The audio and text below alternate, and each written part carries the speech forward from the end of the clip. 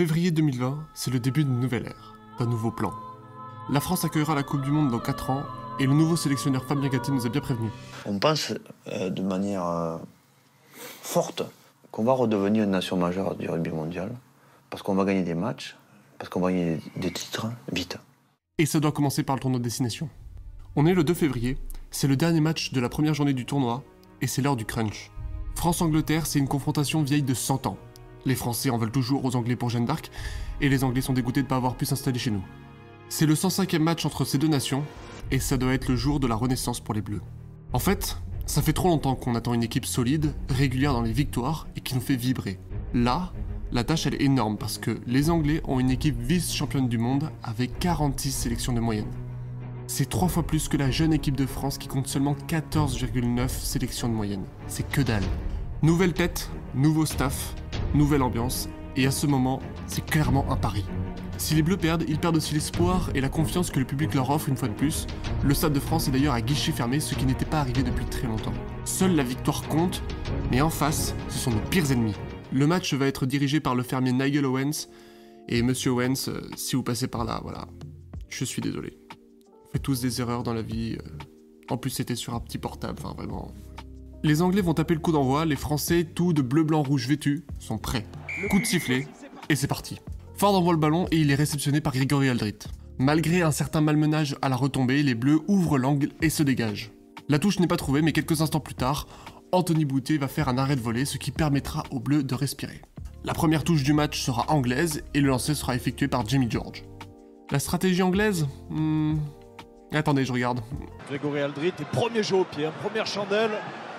Et c'est dès ces premiers ballons qu'il faut répondre présent là dans le combat physique devant. Jeu au pied de Ben Youngs. Le deuxième trop long, deuxième jeu au pied long. Ouais, en fait, il n'y en a pas. Non, plus précisément, les Anglais aiment beaucoup les jeux au pied de pression, on le verra tout au long du match, et ils décident d'occuper le terrain. Mais la stratégie de la France, c'est aussi la dépossession. Et ça, c'est intéressant. La première touche française est chahutée et le ballon atterrit dans les mains d'Underhill, mais Dupont ne s'échappe pas au plaquage. La défense commence à faire ses merveilles, et les Bleus récupèrent un ballon échappé des mains de Kai Sinclair. Dans ce début de match, les Anglais sont bien présents mais manquent de précision. Lowes est touché après s'être fait écraser par Bernard Leroux, mais reste sur le terrain. On revient à une touche française, lancé Julien Marchand, et la première attaque française se lance.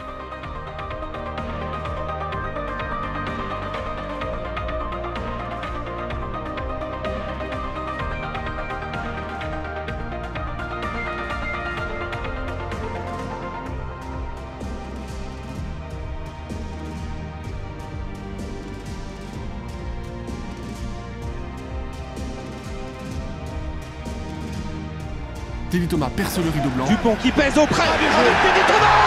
Le premier éclair français avec Teddy Thomas, stoppé à 5 mètres de la ligne. Quelle occasion pour les Bleus. Avantage pour les Bleus sur un en-avant involontaire de Itoje. Pas grave, on joue. Allez, encore. C'est là, il faut insister physiquement, leur faire mal. Awas qui enclenche. Dupont libère. Pour Bernard Leroux, c'est un peu fort pour les Bleus à 5 mètres de la ligne de l'équipe Angleterre. Antoine Dupont retourne dans le fermé, remise intérieure avec Sinclair. Et la première essai bleu après 5 minutes de jeu. Ils n'étaient pas titulaires. Jusqu'au dernier moment, c'est lui qui frappe le premier. Vincent Arthez, messieurs, dames. Les Bleus, entrés 1 minute plus tôt dans les 22 mètres, marquent le premier essai du match. On peut admirer la fabuleuse connexion entre Dupont et Ntamak qui permet à Vincent Arthez de marquer son unique essai en bleu. Ce mec n'était pas prévu sur la feuille de match, et c'est lui qui marque. Et ça, c'est beau. Et d'ailleurs, il fera un match exceptionnel. Le numéro 10 français se charge de la transformation, 7-0, et c'est pas les grimaces de Vakatawa qui vont nous faire peur. C'est un guerrier, ça va tenir. Dès le renvoi, Aldrit est poussé en touche. On attend une réponse de l'outre-Manche, et même si les Bleus subissent les premiers impacts, ils arrivent toujours à repousser leurs adversaires. Et ceux-ci commettent une nouvelle maladresse. Boutier nous trouve une belle touche sur la ligne médiane, on respire. Le lancer est anglais, mais c'est bien Marchand qui reçoit la patate chaude. Nouveau en avant cette fois-ci de Olivon, et on va jouer une mêlée. L'action suivante ne donne rien, retour à la case départ. On voit que les Anglais manquent clairement de solutions et jouent encore au pied. Mais l'arrière français ne tremble pas et les Bleus repartent à l'attaque. Ça tape dur, les Anglais sont sur le reculoir et pénalité française. On va prendre les points. On attend un peu et le moindre comportement de travers ne plaît pas au public français. Comme quand les Anglais en fait ne se mettent pas derrière la ligne d'un but. C'est Owens qui demande aux joueurs anglais d'être derrière la ligne puisque la pénalité était au niveau des 5 mètres.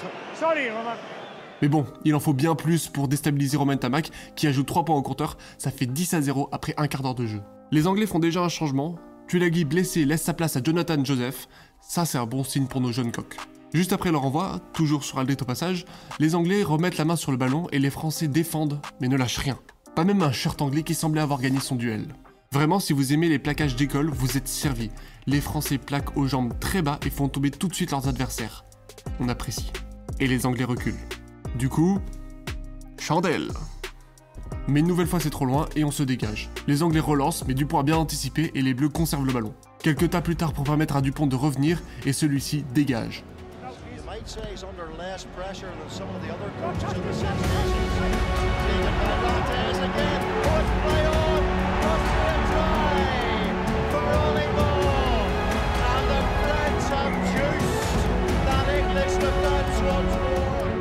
Parfois c'est beau d'avoir de la chance. Vraiment, je peux rien dire, hein. Vraiment, moi je prends. Même l'arbitre semble gêné de la situation, mais bon, on va pas cracher dans la soupe, c'est beaucoup trop génial. La transformation est magnifiquement assurée, ça fait 17-0 après 20 minutes de jeu. C'est un rêve. Et certes à ce moment c'est très beau, on mène face à une nation qui est bien plus forte que nous, mais on a vu ça beaucoup trop de fois ces dernières années. Et certains me l'ont fait remarquer à juste titre, les Bleus avaient souvent l'habitude de faire des premières mi-temps très explosives. Donc on va vraiment attendre avant de lever les bras. To finish first you have to finish. Oui, c'est Ron Dennis qui a dit ça et c'était dans un contexte de Formule 1, mais c'est pareil dans un tableau des scores rugby. Bon, je vous passe quelques minutes. Qu'est-ce qu'on a eu? Bon, un gagne de terrain, une faute de main anglaise, un compte français en touche, un bon grattage de Curry et c'est reparti pour l'attaque anglaise. Les vagues blanches se succèdent, ce serait vraiment dommage pour les Anglais de perdre le ballon. Allez, il faut encore être présent, solidaire, redresser la ligne. Continue à faire l'effort, là c'est dur. Ouais, il est là, il est pour les deux. Et ça encore, c'est très positif pour l'équipe de France. Et la belle ogive maintenant. Le Boutier, regardez-moi ça. Il a tout. Oh oui. Ce coup de pied là, cette ogive, cet home run, appelez ça comme vous voulez, ça nous permet de gagner 80 mètres. C'est le moment d'histoire pour Anthony Boutier. Le gars dès sa première sélection marque l'histoire. Ça paraît rien comme ça, certes c'est un missile mais ça reste un coup de pied. Mais c'est un coup de pied depuis la ligne de tes 5 mètres face aux Anglais dans une période de renaissance qui oblige l'adversaire à tout remonter. Les choses les plus simples, avec un bon timing, peuvent devenir légendes. Les Anglais doutent, et même s'ils récupèrent certains ballons, ils restent perturbés. Les Anglais qui avaient bien anticipé nos commandements. Aldrit qui a essayé de gratter ce ballon au sol. Il n'y est pas parvenu. Farrell, ils sont dans le doute, les Anglais, on vous le dit. On vous le répète, et là c'est le cas. Vous savez quoi? Voir Farrell faire un en avant, c'est comme voir le chef ennemi capituler. C'est exaltant. Faut en profiter parce que ça va pas se produire toutes les 2 minutes. Ford, il n'est pas dedans, Farrell. Il n'est pas dedans. Alors on va revenir à une position de hors-jeu. Oui. On l'a eu. C'est beaucoup trop beau. Je suis désolé, c'est trop beau. Je suis désolé. Ah, à partir de ce moment-là, c'est bon, j'ai fait tout mon taf. Je vous passe rapidement les 10 dernières minutes de la première période. Il s'est pas passé grand-chose d'important, beaucoup d'en avant, et donc beaucoup de mêlées. Et les Anglais ont eu un dernier lancer en touche dans la ligne des 22 mètres, car les Français ont été pénalisés plus tôt. Ils attaquent encore une dernière fois, mais la défense est encore au rendez-vous. Fin de la première période, les Français n'ont pas craqué. La défense tricolore est magnifique, ce qui est excellent pour le mental. 17-0, on va pas pleurer. Sur les 40 premières minutes, les Bleus ont dominé leurs adversaires comme de nombreuses fois auparavant, et tout de suite, on sait qu'il faut pas s'exciter. La deuxième période nous a beaucoup trop souvent déçus par le passé, on se calme. Les Anglais débriefent sur le terrain, ça aussi c'est un gros signe. Retour des vestiaires, on attend des Anglais une réaction d'orgueil. Pour les Bleus, il faut absolument éviter une désillusion.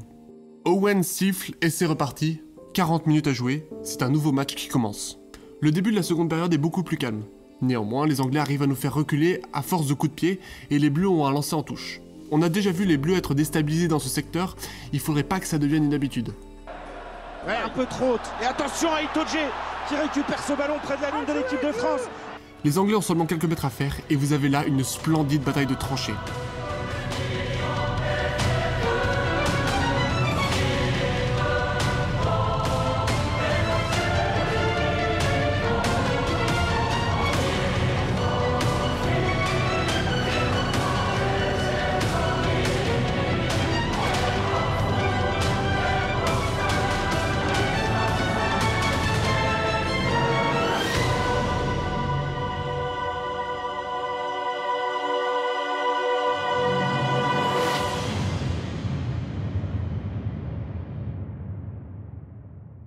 Le rideau bleu ne tombe pas, mais les Français sont pénalisés pour un hors-jeu.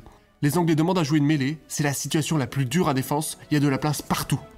Encore une fois, on a une belle défense, mais nouvel hors-jeu, et nouvelle mêlée, et nouvel en avant anglais, Itoje a laissé passer sa chance. On respire.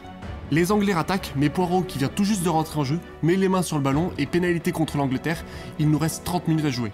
À la 52e minute, Ellis Genge nous montre que les Anglais peuvent encore faire mal, plaquage dans la continuité de l'action, pas de sanction. On saute à la 54e minute où les Français ont une nouvelle touche dans le camp anglais, conséquence d'une nouvelle faute. On a déjà vu 5 minutes de statu quo, ce serait pas mal de mettre un peu de folie. Lancé, dévié par Olivon. Cross pour Dupont. Ça c'est bien là, il est fort Antoine Dupont sur cette situation. Il fait l'écart. Le doublé pour le capitaine Olivon. Après un formidable travail d'Antoine Dupont et la bagarre. Les Anglais sont frustrés. Et ça se voit, hein. Sur le nouvel essai de Olivon, on voit clairement Curry et Kawandiki tomber sur le capitaine français alors que ça ne sert à rien, si ce n'est faire mal, d'où la bagarre qui s'en est suivie après. Mais clairement, c'est les Anglais qui ont mal, parce que ça fait 24-0 à la 55e minute. Dès le renvoi, les Français se dégagent, lancer anglais, ça joue sur toute la largeur du terrain.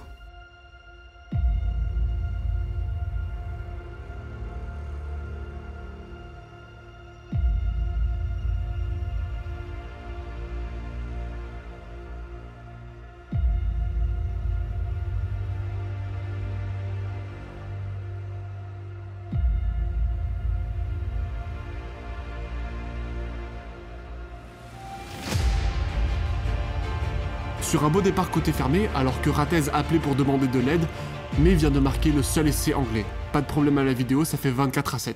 Attendez, je viens de dire le seul essai anglais ?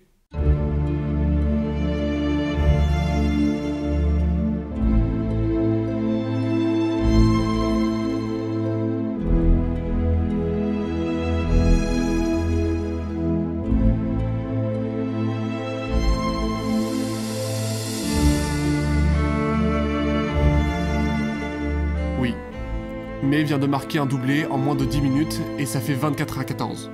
10 points d'avance pour nos Bleus, 15 minutes à jouer. Les Anglais reprennent confiance, leurs supporters comprennent qu'il faut donner de la voix. Les soldats de l'arène ont repris espoir et la fatigue française commence à se faire ressentir, les erreurs aussi. Williams qui va solliciter une nouvelle fois l'arrière-garde bleu avec Romain Thomas qui commande en avant. Ouais, on va venir à une mêlée et on n'est pas bien en mêlée là en ce moment. 10 points d'avance c'est pas énorme, surtout qu'il reste du temps. Mais aujourd'hui, c'est pas un jour pour pleurer. Le destin est entre nos mains, du moins il l'essaie, et chaque temps mort est une occasion pour gagner du temps.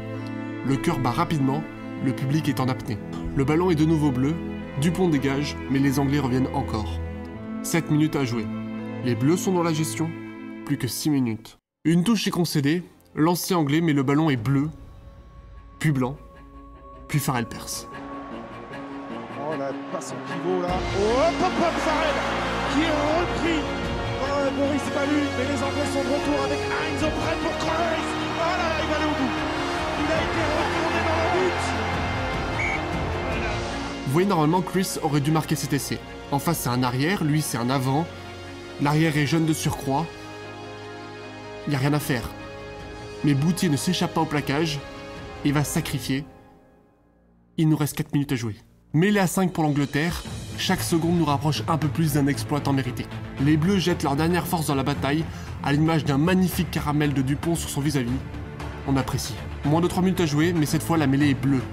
Les Français font du jeu à une passe. Bien négocié cette mêlée. Vite au tournage, vite dans les étoiles, ça y est lié. Albrecht pour Ficou. Femme de la moustache qui marche à la 78e, on prend. On prend, il conserve, attention de ne pas prendre trop de risques. Voilà, le sécuriser, surtout le sécuriser, ce ballon ne va pas. Les ultimes efforts pour Albrecht. Et là, c'est la seconde, il faut qu'il marque 2 fois de toute façon. Les Anglais vont déconserver ce ballon, grappiller les secondes. C'est propre techniquement, c'est très dur ce jeu à une passe près de nous. Il ne faut pas perdre la possession au contact. Voilà, surtout pour les porteurs de balle, bien sûr, mais les soutiens aussi, de ne pas se mettre à la faute. C'est de regarder sur la ligne de milieu. Il faut vite écarter le danger. Antoine Dupont, c'est bien cartonné dans l'autre, mais là, il faut se donner un petit peu d'air.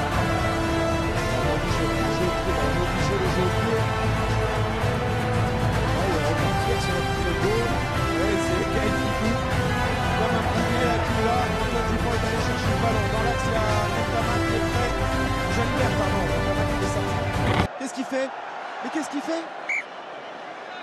Il reste 1 minute, Antoine. Bon, vous passez cette incompréhension de Dupont qui mine de rien nous permet de n'être plus qu'à 24 secondes de la lumière, et même si là on sait que c'est gagné, personne n'y croit tant que l'arbitre n'a pas sifflé. 15 secondes, et on réalise peu à peu.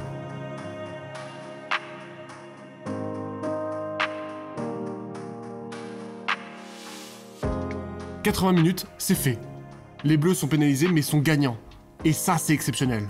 Ils sont finis les jours de la passion, la résurrection des Bleus est là. Sur la pénalité, les Anglais décident de prendre les poteaux. Marquer 3 points en fait leur permet de prendre le bonus défensif. Les hommes d'Eddie Jones pensent à gagner le tournoi et le moindre point au classement peut faire la différence. 24-17, c'est fini. Vous savez, grâce à ce point bonus, les Anglais en fait gagneront le tournoi 9 mois plus tard. Oui, 9 mois plus tard parce qu'il y a eu le Covid. Et cette année-là, en 2020, les vainqueurs du tournoi ont perdu face au deuxième. Seule une différence de 23 points nous a manqué, mais le triomphe viendra. Pas en 2021 où les Gallois gagneront le tournoi mais perdront contre les Bleus, mais en 2022 où il aura fallu un grand chelem. Depuis 4 ans, l'équipe de France n'a cessé de progresser et de nous faire vivre le rugby de la plus belle des manières. Alors merci les Bleus et rendez-vous en Coupe du Monde. C'était Marcel Pagagnol, sur ce portez-vous bien et n'oubliez pas, allez les Bleus.